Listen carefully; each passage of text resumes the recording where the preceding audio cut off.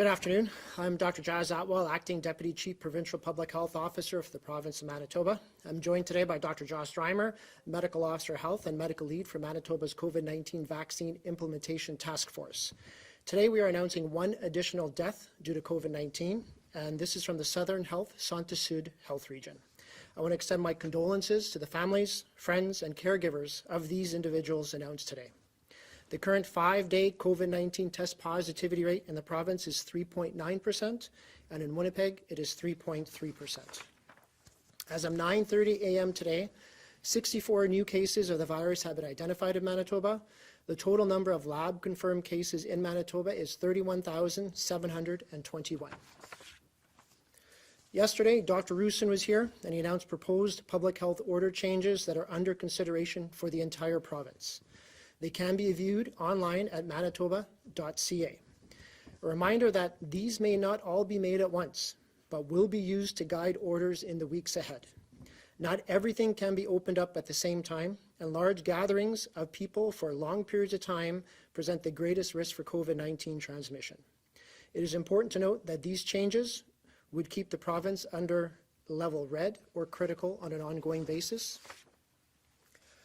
All changes also include requirements to continue to follow the fundamentals, like appropriate physical distancing and mask wearing. These changes will be considered for implementation in 2 phases over a 6-week period based on public feedback. They could go into effect as early as March 5, and then again for a second iteration on March 26. As with previous orders, Manitobans are asked to provide their feedback on these latest proposed changes, with particular focus on deciding which services are the most important to reopen at this point while continuing to balance public safety. To provide feedback, please visit engagemb.ca. The feedback received will be used to guide changes in the weeks ahead, though all these changes may not be made all at once. We're able to consider these changes because you and the hard work and diligence of Manitobans. While it is hard, it is paying off. However, with the variant of concern now here in Manitoba, it is crucial that Manitobans continue to follow the fundamentals of washing our hands, covering our cough, physical distancing, wearing a mask, staying home when you're safe, getting tested. These are all the things we need to do to keep our numbers trending down and maintaining our numbers in a minimal manner. We need to continue to avoid activities that are known to cause the greatest risks, such as crowded places, closed spaces, and close contact settings. This will help contain the spread of COVID-19 until we can immunize more and better protect our population. We continue to be cautious in our approach. We don't want to open things, close things, and then reopen again. We want a nice, steady, gradual reopening over the next few months' time. Manitobans' adherence to the orders and the fundamentals will determine our next steps and our ability as Manitobans to get back to those things that we love. Thank you, and I will now turn it over to Dr. Reimer. Thank you, Dr. Atwal. Good afternoon, everyone. I'm Dr. Josh Reimer, Medical Lead for the Vaccine Implementation Task Force. Today, Health Canada announced it has approved the AstraZeneca vaccine for use in Canada. I wanted to be here today to join Dr. Atwal to let you know what we know so far, to answer questions, and also to let Manitobans know that we will continue to update them as information becomes available. The approval of AstraZeneca is an important next step in our vaccine campaign because it is much easier to ship and to store as compared to the vaccines that we are currently using. It can be stored in a fridge, for example, and doesn't require the low temperature freezers that the other vaccines do. This will make it possible for people to be immunized in their doctor's offices and in pharmacies in a familiar setting if that's where they choose to do so.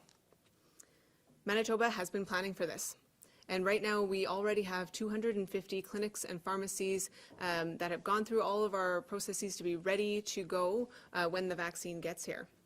And we've had total about 500 of those clinics and pharmacies who have expressed interest, and they are now in various stages of either the approval process or the logistics of becoming ready. We encourage physicians and pharmacies who are interested and have not yet signed up to go to manitoba.ca/vaccine where you can get some more information about how to register. And while this is all great news, the vaccine is not here yet. We're waiting for more information from Health Canada about how many doses we will be receiving and when we can expect them. In the meantime, we are finalizing the eligibility criteria for this vaccine, but this will be based on our analysis of the recommendations from the National Advisory Committee on Immunization, which has not yet been released. So we are looking forward to seeing what the National Advisory Committee on Immunization puts forward as their recommendations for the use of this vaccine. And even more than that, we are looking forward to working with physicians and pharmacists to get needles into arms as quickly as we can. And I expect we'll have more details on this next week. So we will now open up to questions. Thank you, doctors. A reminder to our reporters on the line, you will have one preliminary and one follow-up question. Up first this afternoon from CBC Manitoba, Bart. Hey, Dr. Reimer, how are you doing? If pharmacists are to be giving out the AZ vaccine, how come they are not eligible to get their shot right now? So pharmacists, pharmacies in general that have signed up to provide the vaccine, once we have the vaccine here and our program is finalized, they will be considered designated COVID-19 vaccination clinics. So they'll be eligible in the same way as other designated clinics currently are. Okay. 2 days ago, when you announced the general population coming in for the vaccine, I had asked about what your plans are for people who cannot leave their home. Now, I see other media have asked that question again. The response so far is to just do what you normally do and get relatives or caregivers to take you. Obviously, that's untenable, and Manitoba actually has a obligation under Human Rights Act to ensure medical treatment for everybody. So what is the plan, either involving mobile teams or paying for stretcher services, to get people who cannot leave their homes vaccinated? Yeah, that's a great question, and one that our operations team is looking at all the time. Our intent right now was to ensure that our super sites were available and were ready to receive people who were elderly and may have additional needs compared to the healthcare workers who had been going to those sites so far. And we're exploring a lot of different options. We're working with some community organizations around transportation options. And as we get more information about the stability of vaccines, as well as information about what NACI is recommending for AstraZeneca, that will allow us to plan further about how far we can push these vaccines. The information right now about the mRNA vaccines doesn't allow us to take it door to door, but depending on what happens with those vaccines and the data that develops over the future, that could change. And likewise, it depends on what the National Advisory Committee on Immunization says for eligibility criteria, because this vaccine would be more flexible for doing something like a door-to-door campaign. So we are working on it, and we're waiting on information to help us guide our next steps. Thanks for that. From the Canadian Press, Kelly. Hello. Do you have any indication on numbers or expected numbers for AstraZeneca? The federal government has not released any allocation numbers yet, but I expect that we'll be seeing that next week. And what could this mean for the general population's access, or even based on the current ramp up of the two other vaccines? Is there any idea of when the age requirements might drop down? So for the mRNA vaccine, so for Pfizer and Moderna, we are continually reviewing how many appointments we have open and how many phone calls we're getting through our booking system. And we decrease the age of eligibility as we see that those appointments remain open. So we have already decreased it to 94 and 74 for First Nations individuals. And our team is going to continue to look at that every day. With the intent, right now, our estimate would be that we next week will be able to reach people who are over 90.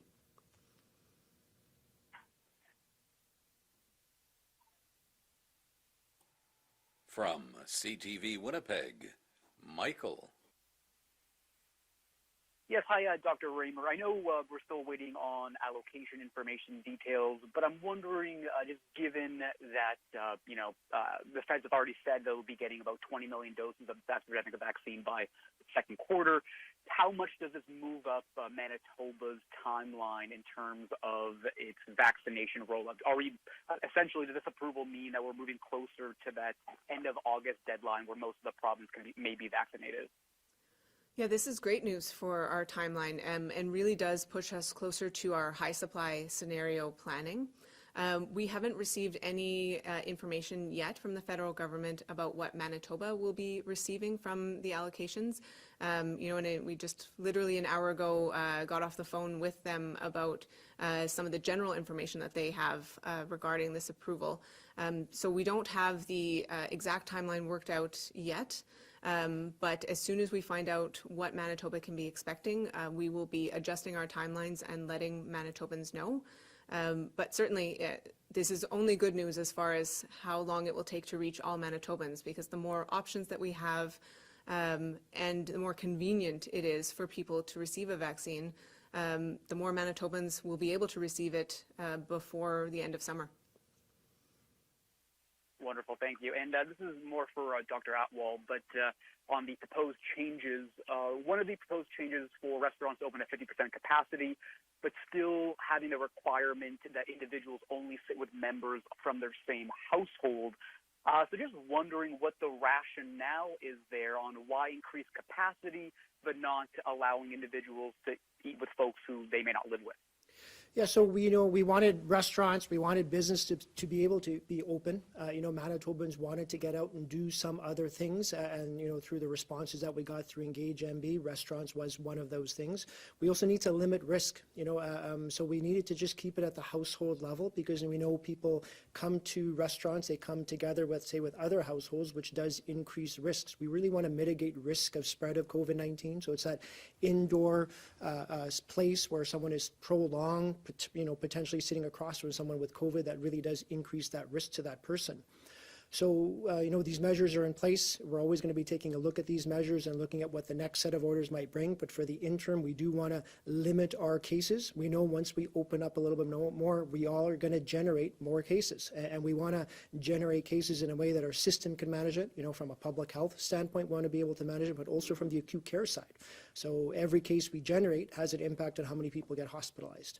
So we have to balance that. So by pushing it up to 50%, it still allows more families to go out together, to go out to eat, allows the businesses to adjust to a higher volume within that facility and see how that operationalizes. As an example, recently we heard stories where 5 people from 5 different households tried to go sit at a restaurant together. That poses risk. All the messaging that's out there, why did these 5 people choose to go together to go to a restaurant? And the owner and the operator of that restaurant, checked and validated information, and they set them all at different tables. We want to avoid those things because that poses risk. So those orders are going to be, household only. And again, this isn't forever. This is an interim measure, and we'll readjust things as time goes on. From CityNews, Jonas. Good afternoon, folks. Dr. Atwal, first question for you actually is following up on a report from Bart this morning on CBC on an alleged assault of a pandemic enforcement officer. Just wondering if you have any information on this and if you're aware of any direction or any change to enforcement. Yeah, I'm not aware of the details of it. I believe the matter is under investigation, and I don't have the details at the time. We know that enforcement officers are working to enforce public health orders, which are in place to protect everyone. I think Manitobans need to respect these individuals as well. So any behavior that is untoward to an enforcement officer can constitute harassment or assault, and that is a serious offense. And I think the enforcement side will be managing it in that manner as well. And anything specific on the enforcement side can be directed to enforcement as well. I appreciate that, sir. Dr. Reimer, one for folks that maybe have been a little bit disappointed in the initial rollout of the vaccine or thought it was slow. Maybe just a general statement on what folks can expect moving forward and is it more stable? And just kind of, I guess, where we are right now with our. Yeah, so our system is in a great place right now. We have capacity to provide over 10,000 doses of vaccine every day if we had those doses available. So, you know, we didn't stop working when we had the disruption with Pfizer nor the disruption with Moderna. We worked really hard to continue to expand our capacity so that we would be ready. And when more doses came, that we would be able to very quickly ramp up those clinics and provide those doses to Manitobans. So we're certainly hearing estimates from the federal government that we expect to see the number of doses going up substantially in Q2. And I would say, you know, everyone on the team right now is feeling anxious to get going. So as soon as we have those doses, we want to roll it out as quickly as possible. And likewise with AstraZeneca. We have 250 clinics and pharmacies that are ready to go. So when we have those doses here in Manitoba, we're going to ship it to those facilities as quickly as possible so that they can start reaching out to Manitobans and providing eligible Manitobans with that vaccine in a more convenient location. So I think we're in a great spot from our perspective, but we need to be cautious also because vaccine supply is always unpredictable. Even outside of a pandemic, vaccine supplies are unpredictable. And I think we need to expect that we'll see more supply disruptions at some point. And so our system is trying to plan to have multiple mechanisms to reach Manitobans that can be flexible depending on which vaccine we have available at what time. From the Winnipeg Free Press, Dylan. Good afternoon, and thanks to both of you for taking our questions. Dr. Reimer, I'm just looking if you can provide an update about the online booking system. We seem to be behind other small provinces, and the feds tell us that there's a massive amount of doses coming. I'm just wondering if you have any timeline for when an online booking system will roll out, and what exactly is causing the delay. The online booking system right now is being piloted with a small group of eligible Manitobans. And so they're trying to work through any of the challenges that happen with any new system with that smaller group before we open it up to the general public and stress it by having many more people involved in the booking. So we'll have an update hopefully next week. I'll be able to provide more information about the plans for that booking system. But I do know that they are still completing the pilot as we speak. Thank you. And Dr. Atwal, I'm just wondering about the timeline for getting samples of suspected variants from CADM lab over to the National Microbiology Lab. Do you have a timeline for how long it takes to get those samples to NML? And have you been able to determine what had caused the 13-day delay in getting the sample from the first variant case down the road to NML? Yeah, so basically our provincial lab is screening all the positive COVID cases or COVID test results for the variant. So they have that capacity to do once the test result is returned as a COVID positive within 24 to 48 hours. Thereafterwards, I believe it's a quick transition to the NML lab. So again, within a 24-hour period. So once something is sequenced positive, once something is screened positive from CPL, it gets sent over to the NML lab for sequencing. I think that happens within a 24-hour period. The sequencing does take a few days to get done, and so the final result takes several days to get back from NML. I don't think there's any delays in the process right now. I think early on there may have been a bit of a delay on the first screen positive and getting that to NML for various reasons. I think that was addressed a couple of weeks ago when we spoke about it. I just don't remember the details of it. From Global News, Marnie. Good afternoon. My first question is for Dr. Reimer in regards to AstraZeneca. It appears to have a bit of a longer time interval between first and second doses. Given that, would the province reassess the idea of delaying second doses and instead prioritizing first doses? Yeah, so the AstraZeneca trial was really multiple smaller trials that occurred in multiple countries at the same time. And in some of those trials, they delayed the second dose up to 12 weeks and actually found that it was more effective when the second dose happened at the 12-week period compared to when it happened earlier. This is one of the complicating factors that has made it more difficult for Health Canada to approve because the data has been more complicated from AstraZeneca. But that certainly was encouraging to see that not only was it not harmful, but it actually was beneficial to wait longer for that second dose and see that effectiveness go up. As far as delaying the first dose more broadly in Manitoba, that is something that we have been looking at since the beginning. And when we started our campaign, there really wasn't any data to tell us whether or not it would be safe and effective to leave the manufacturer's guidelines and go that direction. As trials are being completed and as information is shared, we will be analyzing that and making decisions about whether we continue with the current process of ensuring the second dose happens in 3 to 4 weeks, or if we might move towards waiting on that second dose in order to get more first doses to Manitobans. So, we've always been watching the science and making sure that we're flexible and we can respond when we know that it is safe to do so. Thank you for that. And my next question is for Dr. Atwal. We're hearing some concern or frustrations from maybe smaller communities that they're still in level red restrictions. For example, Prairie Mountain Health Region having lower numbers.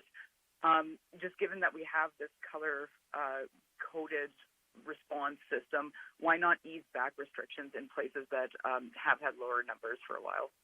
Yeah, so, we are looking at easing restrictions right across the entire province. I think in the past we've, had those experiences where if one region was treated a little differently than the other, there was a lot of movement of individuals across that border, right? And it's really a invisible border. So, if one region had different set of restrictions and lesser restrictions than another, we saw hundreds or thousands of people moving from one area to another, which poses risk. So the intent here is to look at the province as a whole. We have those measures in place, those, provincial border measures related to travel, which is protecting Manitobans. So we wanted to look at mitigating risk for the entire province. So our focus is going to be on that, and we're going to continue to focus to look at the province as a whole. From the Brandon Sun, Michelle. Good afternoon. My questions are for Dr. Reimer today. In BC, the Métis are eligible to get their vaccination starting 15 years younger than the rest of the population. Alberta is taking similar action. The Métis Nation in Saskatchewan is also working with that provincial government. What is the rationale for Manitoba not engaging with Métis in similar ways when the conditions, vulnerabilities, disproportionate affect, etc., in the Métis population are the same and, if not worse, than First Nations? So our initial decisions were based on the epidemiology and the data that we had in front of us. The data was very clear that our First Nations, the First Nations people in Manitoba were experiencing worse health outcomes and at younger ages. And so we worked with First Nations health experts to ensure that equitable access was provided to those communities based on what we saw in the data. We don't have the same access to data when it comes to the Métis population in Manitoba, but we are working with them. They've been participating on our urban Indigenous planning table, and I know that that Minister Stephenson and Minister Chartrand have had some conversations as well, and we'll continue to work with them going forward to determine best steps for the Métis people in Manitoba and for all Manitobans. So, second question, will you be considering that age group difference for the Métis? I mean, I would say nothing is off the table. If we have data to demonstrate that something is essential to provide the best possible care for Manitobans, then we absolutely move in that direction. Right now, we don't have that data to depend on, but that's something that we are trying to work on together, and we are always open to changing processes to respond to the information that we have. From CJOB, Clay. Good afternoon. All my questions actually have already been asked. So I'll just continue to listen. Thanks. Thank you. From the Winnipeg Sun, Glenn. Yes, Dawkins, the Winnipeg Sun. Doctor, question for Dr. Reimer. It's kind of a two-part question. With the AstraZeneca vaccine, would this be similar, the administration of it, would it be similar to how people go to their local pharmacy for their annual flu shot? And just a kind of a general comment from you on this development of its approval by Health Canada. Yeah, so that's a great analogy. It will be similar to when people go for their annual flu shot. So we got clear feedback from the pharmacists and physicians that they wanted to be booking their own clinics and have control over those schedules. So we're talking with them about how they can best reach out to Manitobans who are eligible. But likewise, that Manitobans can reach out to their own physician or their local pharmacy to book an appointment depending on how many doses are available. So we wanted to have this option to make things as convenient as possible for Manitobans. And so my broader statement about AstraZeneca is that this is great news. We want more options and we want more doses for Manitobans. The sooner that we can get a dose into every eligible Manitoban, the better off we all are as a community. Once we start to get to higher numbers, we start to protect each other, because if one of us can't carry the virus, we can't give it to anybody else either. So having multiple tools within the immunization rollout just makes it that much easier for us to reach everyone in Manitoba who's interested in getting a vaccine. My follow-up is, according to the vaccine bulletin that came out today, anticipation of greater vaccine supply in April has posted a request for service agreements for organizations to provide the focused immunization teams. Can you talk a little more about what that will entail, and are we talking about going into other than different congregate living facilities, or what exactly will that entail? Yeah, I think I actually have to take that question away. I'm not involved in the contract negotiation side of things. We really try very hard to keep the scientific and clinical side separate from any of the financial or contract side of these decisions. So we can take that question away and have somebody who works more on the operations side provide a response. Our final reporter this afternoon from CBC Radio Canada, Mohammed. Hello, my question, I guess, is for Dr. Reimer. I was wondering, there's some concerns about the AstraZeneca vaccine in Europe.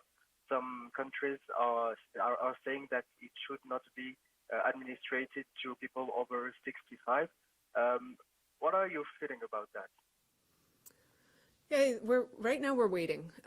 The National Advisory Committee on Immunization has not yet released recommendations on who we should be offering this vaccine to. Certainly some countries have expanded it to all ages. In the UK, they're using it for all ages. But we know other countries in Europe have decided to limit it at age 65. So Manitoba is going to look at the recommendations from NACI and use those to help inform our final decisions about which Manitobans we offer it to. If it ends up being that we stick to a younger age cohort, then we'll have to make some decisions about who is highest risk in the younger age cohort to be able to ensure that we are protecting Manitobans as quickly as possible and protecting our healthcare system. So making sure that we're providing the vaccine to those people most likely to end up in the hospital. So I don't have a definite answer yet about who is going to be eligible for the vaccine, because we're still waiting on the national guideline. But we're hopeful that we'll be getting that next week and can provide more detailed response for Manitobans then. Thank you very much, and I have no follow-up today. Well, thank you, everyone. This concludes our media briefing.